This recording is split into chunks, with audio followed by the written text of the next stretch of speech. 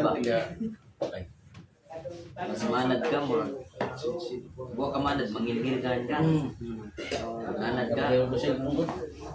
Ay, mga bang ligawang mana. Dinala ko mga nagilitan. Simba na siya.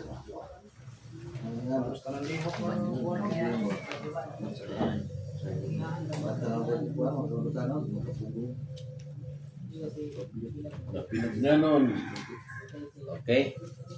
So niyata sa prophecy, last na itong lesson. Okay, last na.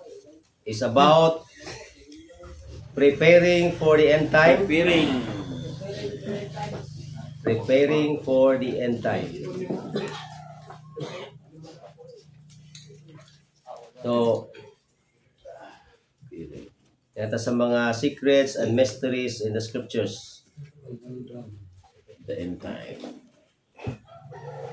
So, atong ipahibaw nga atong graduation sa atong klase karong gabi sa di pa man hapon. So, natay gamayng salo-salo. Natay gamay special nga panihapon. Dahil natay mga awarding, mga certificate nga ato dyan madawat nga ni Kwanta nakahimo ta nga training. Kay 4 hour kanang natay dokumento ba nga niagi ko training. Kay nindot kay ni. Kay atong training murag gikan sa Israel, iabot na to din ni. Kay mo ni training na mo dito.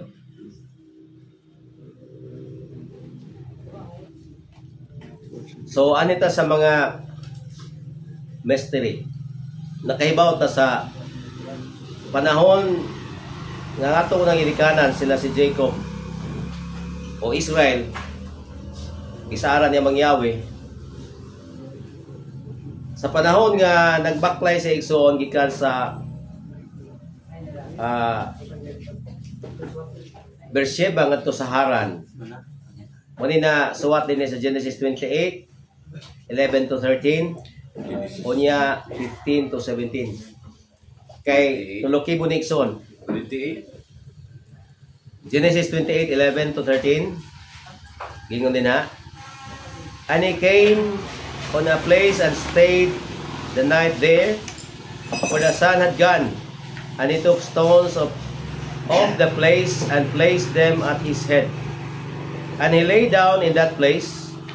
O natulog siya, and he dreamed, nagdamgo, and behold, the staircase was placed on earth, it stopped reaching to the heavens, and behold, the messenger of Elohim were going up and going down in it.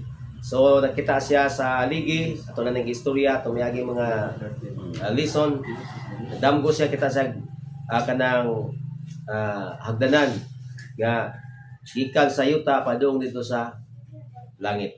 O it's so interesting kay ata aning lugar na agad ang real steps nga makita nimo ani napita. Mga stone steps. Natuho nga sa pagdamgo ni Jacob, nagsumpay na padung sa langit. So ang foundation sa steps makita na to hatod karon na. Pero gitaguan lang sa mga archaeologists nakasekreto nila. Dili si bisan kinsa makasulit ito. And behold, Yahweh stood above it and said, I am the Elohim of your father Abraham. I am the Elohim of Isaac and the land on which you are lying. Kining imong gitulugan nga dapit, I will give it to you and to your seed. So, grabe nga promise. Kaya si Amang Yahweh, ilumya sa pagkisaad. Gisaad yun niya ni Israel o Jacob. Kining giunlanan ni mga bato, kining dapita, ako ning ihatag nimo og sa imo mga kaliwatan sa ulahin nimo. And behold, I will be with you. Ako mag-auban kanimo and will guard you in every place on which you may go. So bisan asa sila kay natibulag bilas mga naso, bisan asa sila nga kaliwatan sa Israel, ingon siya Mang Yahweh nga I will guard you bisan asa ka paingon. And will bring you back to this land. Ibalik ko kamo ngani sa inyong kaugalingong yuta. Di magid bakak kay pagka may 1948 nabalik mo sila. Sulod sa 2000 kinintos sa mga tuig nga wala na sila nasod. Gibalik sila ang ilang nasod o gipapuy pagbalik ang mga igsurat ng mga Jewish kaliwat ni Juda Balik sa yuta sa Israel. For I will not forsake you until I have surely done that which I have spoken to you. So dili gyud kana ko pasagdan, but pasabot nga dili gyud niya biyaan si Israel nga iyang ubanan kanunay bisan asa siya hantod nga matuman niya ang iyang gisaad kaniya nga iya silang papuyon sa yuta sa saad. So promise na niya mang Yahweh nga magpuyo ang katawhan nga ma-Israelinhon sa promised land forever. Kay mo po nang iyang gisaad ni Abraham sa Genesis 17:8. Nga papuyo niya sa walay katapusan sa yuta sa Kanaan, ang kaliwat ni Abraham. O the same kaliwat ni Jacob. Kay si Jacob, si Israel, apo man na siya ni Abraham. Kay si Abraham nanganak ni Isaac, si Isaac nanganak ni Jacob o Israel. Manahimo niya ng Israel. Verse 16. And Jacob awakened from his sleep and said, surely Yahweh is in this place, and I did not know. And he was afraid, nalisang siya, and said, how fearful is this place? This is nothing except the house of Elohim, and this is the doorway to heaven. So, doorway to heaven. So, like versikulo Sikaraya 1:16, ingon din na. So, Yahweh says this. Sa mga Yahweh, ingon ini. I have returned to Jerusalem with compassion. Mubalik siya sa Jerusalem. Igsoon with compassion. My house shall be built in it. O tiba niya, this is a very specific declaration. My house, ang templo, akong sanctuary, will be built in it. So, diya sa Jerusalem. Says Yahweh of hosts, and a line shall be stretched over Jerusalem. So, na ay latid. So, mga boundaries, makita na to sa mga lugar. Nga mo ni. Kana bitaw, Tabernacle of David, nga naa sa kining Mount Zion, nga naa siya sa gamay nga na valley diha nga Milo o Milo. Kana nga lugar nga naa atong Tabernacle of David is the boundary line sa Judah o sa Benjamin, sa ilang yuta. Boundary line siya. No? Nya, Zechariah 6, 12 to 13. Zechariah 6, 12 to 13. And speak to him, saying, so says Yahweh of hosts, saying, behold, the man whose name is the branch. So, na tao, nanginganlan og ang sanga, and he shall spring up out of his place. So, mutubo siya sa iyang lugar, and he shall build the sanctuary of Yahweh. So, kinsa ang mo-build sa sanctuary ni Amang Yahweh sa millennial reign? It is the branch. No? And the branch is Yeshua. Verse 13, even he shall build the sanctuary of Yahweh, and he shall bear the majesty, and shall sit and rule on his throne. Wa may lain nga mulingkod sa trono. Nga mohari panahon sa milenyo. Si Yeshua man, so he is the branch. And he shall be a priest on his throne. So sa iyang trono mahimo siya nga pari. So ang trono is for kings, di ba? Kay trono sa hari man na. Unya kay pari man pud siya. Di ba siya atong high priest? Di ba? Sa Hebrews giisgutan siya atong high priest. So ang opisina sa pagkahari o pagkapari join anong panahon na sa milenyo. Mo nang giingon diha sa Revelation 5:10 nga mahimo mo nga mga pari o mga hari join na siya. King and priest ang atong posisyon panahon sa millennium time. And a council of peace shall be between the two of them. So ang kanang two of them na sa comment kanila doon nga ang opisina na sa pagkahari o pagkapari gi-join. Isaiah 55 10 to 11. Isaiah chapter 55 10 to 11. Unsay giingon dinhi? For as the rain and the snow comes down from the heavens and do not return there, except it waters the earth and make it bring forth a bud and give seed to the sower and bread to the eater. So shall my word be, ang pulong ni Amang Yahweh, who goes out of my mouth. It shall not return to me void, but it shall accomplish that which I please, and it shall prosper in what I sent it to do. So mo ni ang atong pinaka-guide is ang pulong niya mang Yahweh nga dili na mobalik niya nga way bili. Nga dili mutuman sa iyang iyang gusto nga mahitabo. So pinaagi sa iyang balang espiritu ang iyang pulong igsoon magapabilin through generations. Nato nagyata ang bersikulo atong ang balik ko nato Isaiah 59:21. Nindot kani nga bersikulo. Isaiah 59:21. As for me, this is my covenant with them, says Yahweh. My spirit who is on you. Ang iyang spirit na sa iyang katawan, and my words. So spirit of Yahweh and the words of Yahweh, His Torah, magapabilin sa iyang katawan gikan sa karanan hantod sa katapusan maigsoon. Which I have put in your mouth shall not depart out of your mouth, or out of the mouth of your seed, or out of the mouth of your seed's seed, from now on and forever, says Yahweh. So mo na pinakailhanan. Spirit of Yahweh and the words of Yahweh. Wala mga makita ni mga kisa ba mga katawan ni mga Yahweh? Na ang spirit ni mga Yahweh o naapon ang pulong ni mga Yahweh. They were Torah keepers since the beginning. Gikan sa karaanan hantod karon sa umalabot hantod sa pagpalihag ni Yeshua. Og sa tagnas kasulatan o sa giingon Isaiah 43 na mga bersikulo nga nag-repeat ani atong study karon sa atong mga study. Isaiah 43:15 to 20. Gingon din ha. I am Yahweh your Holy One, the Creator of Israel, your King. So says Yahweh who makes a way in the sea. Sa atong baliko na ay way niya nga naa sa sea, and a path in the mighty waters, who brings out chariot and horses, force and power. They shall lie down together, they shall not rest. They are put out, they are snuffed out like the weak. Do not remember former things, nor consider the things of old. Behold, I will do a new thing. He will do a new thing, and it shall sprout. Mugitib, masabtan sa mga tao, paabot sa atong mga panunduman o sa atong pagsabot, o makita sa igsoon. It shall sprout. Shall you know it? It will even make a way in the wilderness, rivers in the desert. Ato na nabalik-balik. Pero nga nung ato pinag-emphasize pag-ayo, kay naagi sa mga Yahweh highway, and it's a literal highway. And it's a literal place. It is a way nga agyanan sa iyang mga katawan.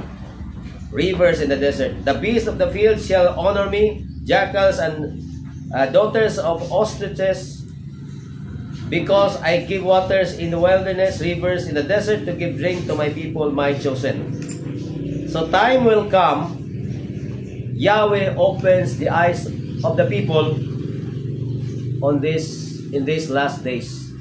Nga masabtan ni Ikson. Kay prophetic man no? Prophetic man Isaiah 25:7. Isaiah 25:7. And He will destroy iyang paglaglagon. He will destroy in this mountain the face of the covering which covers all the people. Ay mga bukira, wa na nakita sa mga tao nga agianan na. Wa nakita sa mga tao nga dako di kalabutan sa mga tagna sa kasulatan. Apaning katapusang panahon, siya mang Yahweh magtanggal, magkuha sa mga babag o mga salimbong nga nagtabon sa mga mata sa mga tao aron di sila makasabot. Iyang pasabton ang iyang mga katawan. And the veil that is woven over all the nation. Bisan pa ang tibok kalibutan nga wa nakasabot, iyang pasabton nga mao ni. Kay pag ila nga makagagahom nga nagpagawa sa yuta sa Israel, sa yuta sa dito sa Egypt, nagpagawa sa katawang Israel ito, is the same Elohim nga magdala sa imong katawan ning last days padung balik sa yuta sa Saad nga moagi sa maong lugar nga gitaganan ng daan ni Aba Yahweh. Nawanita sa sealing of the people of Yahweh. Sealing of the people of Yahweh in their foreheads for protection. Pagpangsilyo. Revelation 14:1. And I saw and behold the Lamb standing on Mount of Olives, Mount Zion, and with him were 144,000, with the name of his Father having been written in their foreheads. Revelation 14 verse 1. So naay 144,000 nga ang ngalan ni Amang Yahweh nasulat diya sa ilang mga agtang. This is not literal nga gitato sa ilang mga agtang, kundi gidawat nila as Heavenly Father. Na naa sa ilang mga panumduman, naa silang alipatakan, naa silang huna-huna. Revelation 9:4. Revelation 9:4. And it was said to them that they should not harm the grass of the earth, nor every green thing, nor every tree. Nga dili paga dauton ang mga halaman, mga kahoy, o tanang mga green, no? Ng mga butang nga naa sa kalibutan, except only the men who do not have the seal of Yahweh in their foreheads. So ang mga pagpanghamtang sa kining mga dagkong mga kasakitan igsoon, dili ipahamtang sa kalibutan. Kay naa may dagkong mga kasakitan mawot. Di sa pahamtangan ng kalibutan, di sa dauton ang mga tanong, mga halaman diha tanan, mga kahoy, apan ang matandog ra sa maong mga kadaot igsoon ang mga tao nga walay silyo ni Amang Yahweh diha sa ilang mga agtang. So naay kasakitan nga mahiagom tara mga tao nga wa ni dawat sa silyo sa kamatuoran ni Amang Yahweh. Who do not have the seal of Yahweh in their foreheads will not be protected in that time. Dili sila maprotektahan ni ana nga mao nga panahon. Revelation 9:1-6.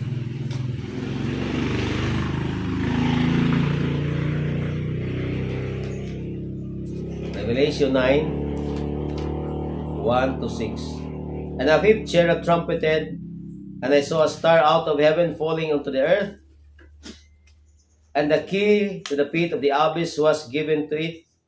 And he opened the pit of the abyss, and smoke went up out of the pit, like smoke of the great furnace, and the sun was darkened, and the air by the smoke of the pit. And out of the smoke, locusts came forth to the earth, and authority was given to them, as the scorpions of the earth have authority. And it was said to them that they should not harm the grass of the earth, and every green thing, nor every tree, except only the men who do not have the seal of Yahweh on their foreheads.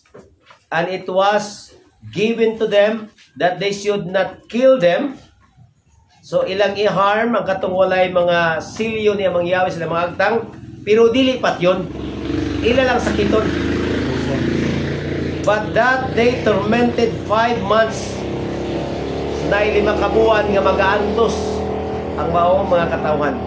And their torment is as the torment of the scorpion when it stings a man. Kinsa na nakasulay nga napaakan og tanga. Unsa gibati nimo, Brad? Maos di panjang. Unsa kadugay nawa ang sakit? Patay ng manok ang nagkagat ko. Dua ka adlaw. Sakit dito kay ano. Sakit ko gay mga scorpion ko. Sakit ko gay mga Akong manghod si Leraya napaaka ng tanga. Dahil sa bagad ako lagi yung mga nang kuwan. Niabot pag simana ang katong kuwan niya, binom mga nakuha. Unya pagkapaakan diri, wara kaabot o mga siguro mga 10 seconds or 15, tumba siya unconscious. Ako to kayo na Anak kataas ang nakuha niya. Ikob nga ni kuwan. Murag maisan man to, murag to dito nakita. So unya pagtanong sa ospital nakalamay na ang iyang binom sa kuwan. Unya pito pa yung kilometro ang baktasan namo kay gihatod siya dito sa kuwan. Di layo, nakakuan ang Nakakuha ng lala. ang lala niya. Nakalihok. Nakalihok. So, mo ni ang giingon din Higson. Revelation 9, 1 to 6. Dala mo na. Verse 6, and in those days men will seek death. Kay labihan man mura mas lagi kanang labihan kasakitan ba? Yan ang kita lang gusto na sila mamatay. And they will not find it. Di sila mamatay. And they will long to die, yet death will flee from them. So 5 months na nga ang kalibutan magantos. Ngingig nga mga pagantos. No?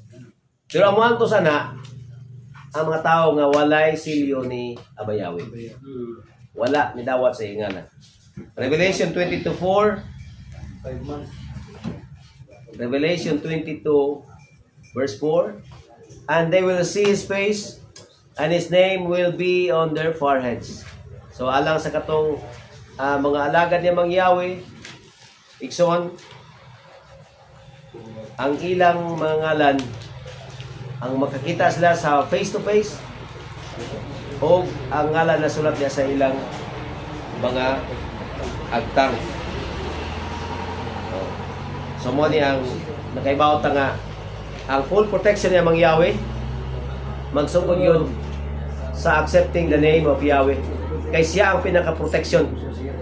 Joel 2:32, si bisan kinsa nga magasangpit sa ngalan ni Yahweh paggaluwason. So salvation, deliverance, protection na adyo sa pagsangpit sa ngalan niya mang Yahweh.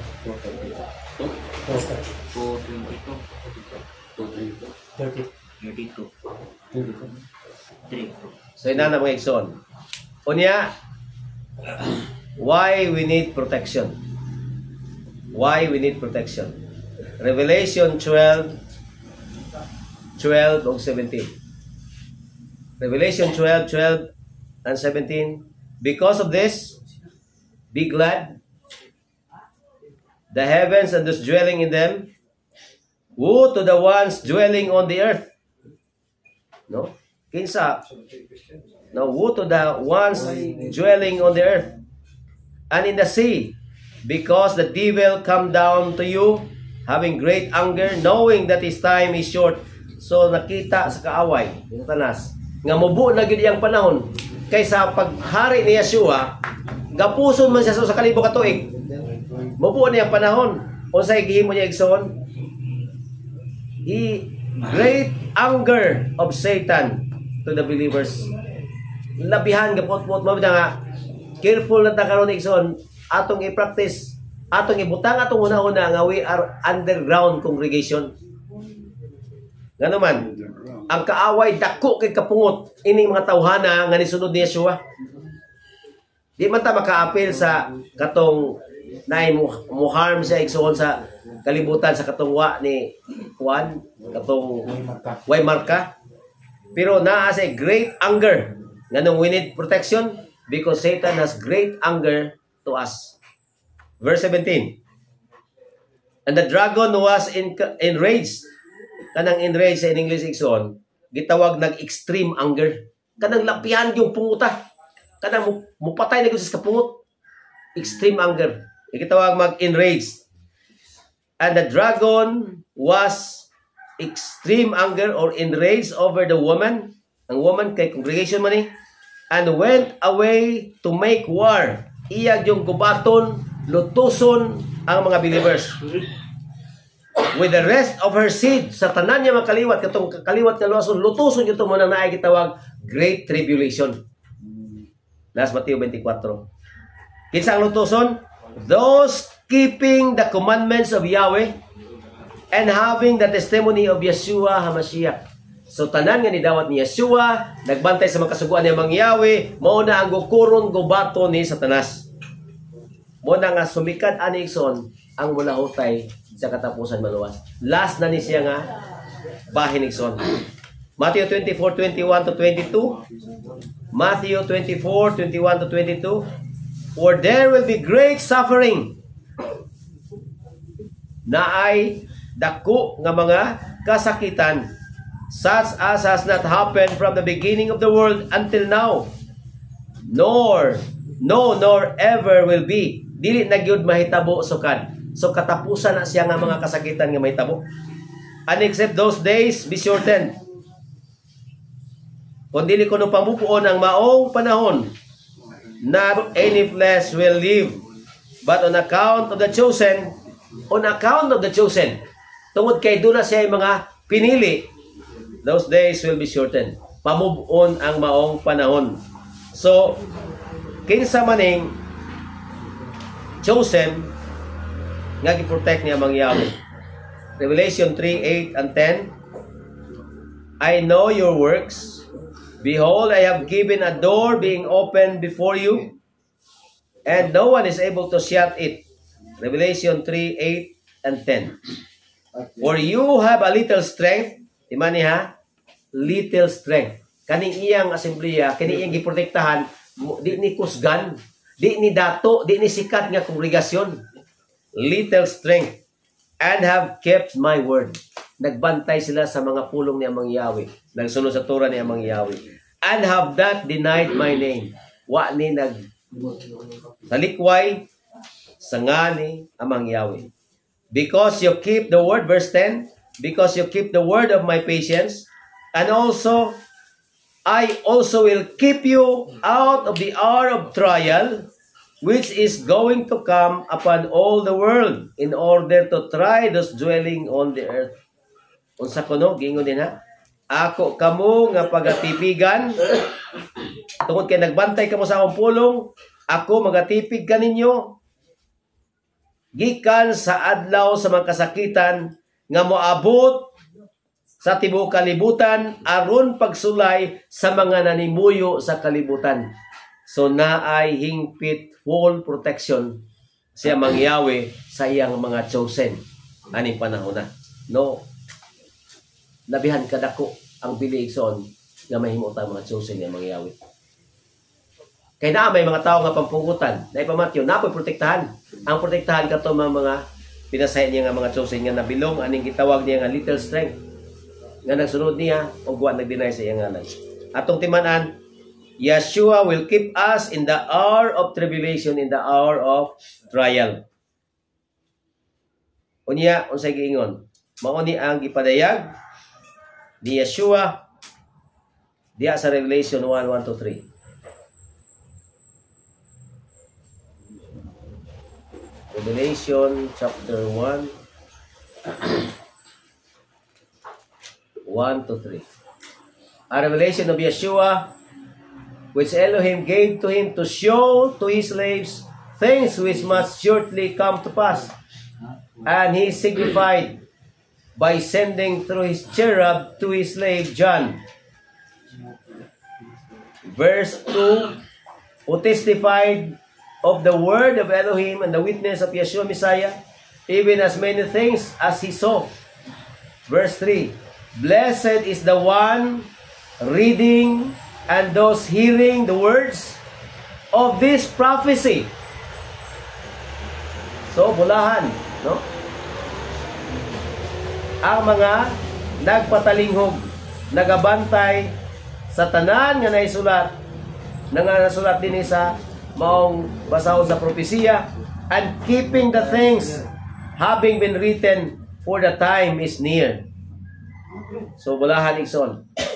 Ang nagabasa, nagapatalinghog sa mga pulong sa propesiya, nga